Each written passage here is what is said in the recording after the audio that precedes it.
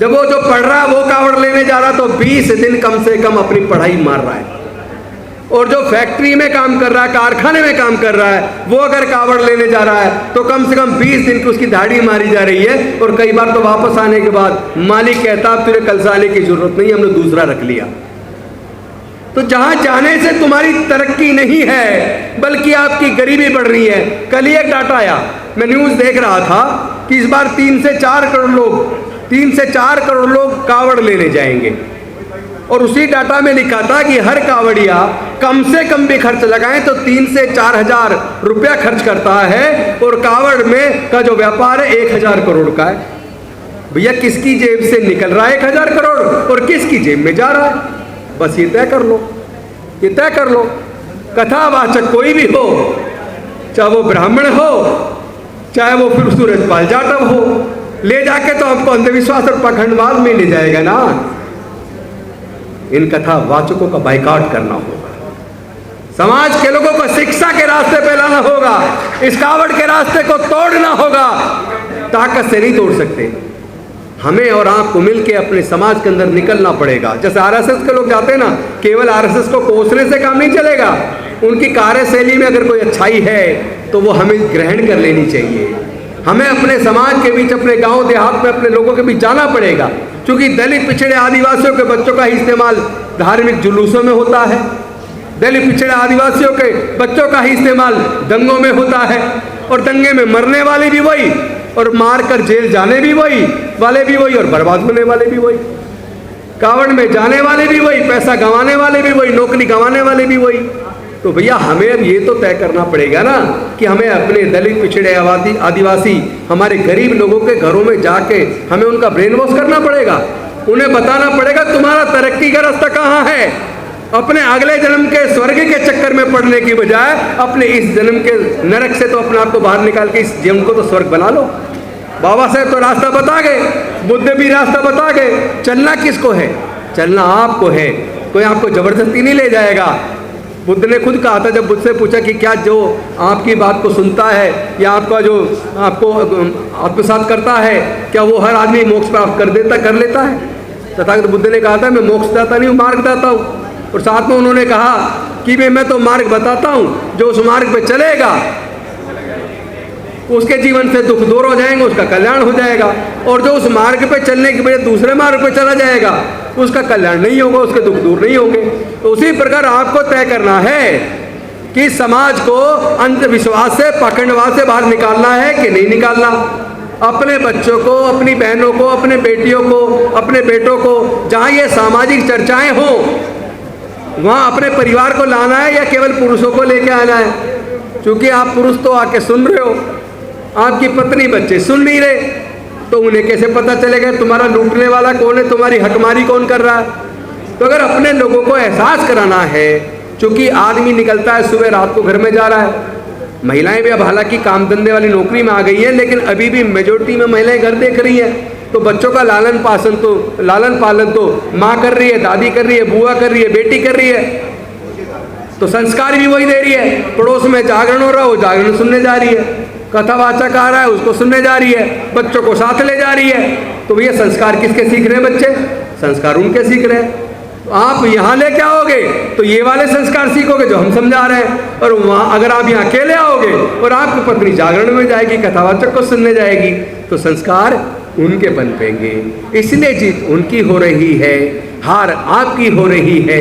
12% सत्ता में काबिज है और 88% मांग रहा है कि हमें ये दे दो, हमें वो दे दो। अरे भाई, जो देने वाला है, जो फाइनेंस मिनिस्टर है भारत सरकार का या प्रधानमंत्री है भारत सरकार का, जिसने पूरे देश का बजट एलोकेट करना है, उससे मांग रहे हो, मांगने वाले बनो ना, मांगने वाले मत बनो, देने वाले बनो। तो ये आपको समझना पड़ेगा कि जो देश की नीति निर्धारित करता है ब्यूरोक्रेट, उसमें आपकी हिस्सेदारी कितनी है। जिससे न्याय मांगने जाते हैं हाई कोर्ट, सुप्रीम कोर्ट में जो जज होते हैं, वहाँ आपकी हिस्सेदारी कितनी है। जो कोलिजियम हाई कोर्ट में और सुप्रीम कोर्ट में जज बनाने का रास्ता बनाता है, उस कोलिजियम में आपके हाई कोर्ट, सुप्रीम कोर्ट में जज कितने हैं। तो अगर वहाँ आपकी हिस्सेदारी, भागीदारी नहीं है, तो आप हमेशा मांगते रहोगे लेकिन मिलेगा नहीं। तो लड़ाई को तेज करना पड़ेगा और ईमानदारी से करना पड़ेगा। समर्पित होकर करना पड़ेगा, तब हम लड़ेंगे भी और जीतेंगे भी, कामयाब होंगे। डॉक्टर बाबा साहेब अम्बेडकर जी ने तो जब संविधान सभा में इस बात पे चर्चा शुरू हुई कि अब अंग्रेज जाने वाले हैं, हमें अपनी सरकार चुननी है, तो वोट का अधिकार किस किस को मिलना चाहिए। संविधान सभा के ज़्यादातर सदस्य वोट का अधिकार केवल इनकम टैक्स पेई को देना चाहते थे, बड़े जमींदारों को देना चाहते थे, ग्रेजुएट्स को देना चाहते थे। तो अगर बाबा साहेब चुप रह जाते तो वोट का अधिकार केवल जो ग्रेजुएट थे या जो बड़े जमींदार थे या जो इतने बड़े बिजनेसमैन थे कि इनकम टैक्स देते थे, फिर तो वोट का अधिकार उन्हीं को मिलता, ना महिलाओं को मिलता, ना दलितों को मिलता, ना पिछड़ों को मिलता, ना आदिवासियों को मिलता, ना गरीबों को मिलता। तो सरकारें जो चुन के आती उनको चुनने का काम 5% लोग करते और सरकारें भी उन 5% लोगों के लिए काम करती। लेकिन डॉक्टर बाबा साहेब अम्बेडकर संविधान सभा के सामने हट गए और उन्होंने कहा कि देश में रहने वाले तमाम लोग किसी भी जाति धर्म के हो, अमीर हो या गरीब हो, पढ़े लिखे हो या अनपढ़ हो, सभी लोगों को वोट का अधिकार समान रूप से मिलेगा। 1 मैन 1 वोट 1 वोट 1 वैल्यू। तो वो तो लोगों को वोट का अधिकार और उसकी वैल्यू देकर गए, लेकिन हमने अपने वोट के अधिकार को और उसकी वैल्यू को जीरो कर दिया, क्योंकि हम तो फिर 500 रुपये में, 1000 रुपये में, शराब की बोतल में अपनी वोट को बेच रहे हैं। और जब जब न्याय की बात आती है, हक और अधिकार की लड़ाई को लड़ने की बात आती है, जब हिस्सेदारी भागीदारी की बात आती है, जैसा नवीन कुमार जी कह रहे थे कि वो जो कावड़ के दौरान सरकारी आदेश निकला कि भाई जिसका जहाँ ठेला है या दुकान है फल की या सब्जी की खाने की, वो अपना नाम लिखे, तो इसका मकसद केवल मुसलमानों की पहचान करना नहीं था, उनका मकसद उन लोगों की पहचान करना था कि संविधान बचाने के लिए कौन कौन लड़ाई लड़ रहा है, संविधान के रक्षा की और सामाजिक न्याय की कौन कौन लड़ाई लड़ रहा है, जाति जनगणना की हिस्सेदारी भागीदारी की लड़ाई कौन लड़ रहा है, उनको पहचानना है, फिर उनको ठिकाने लगाना है। तो मैं साथियों आप सबसे पूछना चाहता हूं, वो जो पहचान करने वाला है बस उसको पहचान लो, वो 12% है। 12% देश के 88% को ठिकाने लगाने चला है, तो ये कमजोरी उसकी है या हमारी है? जब सामाजिक न्याय के लिए कोई बड़ा आह्वान किया जाता है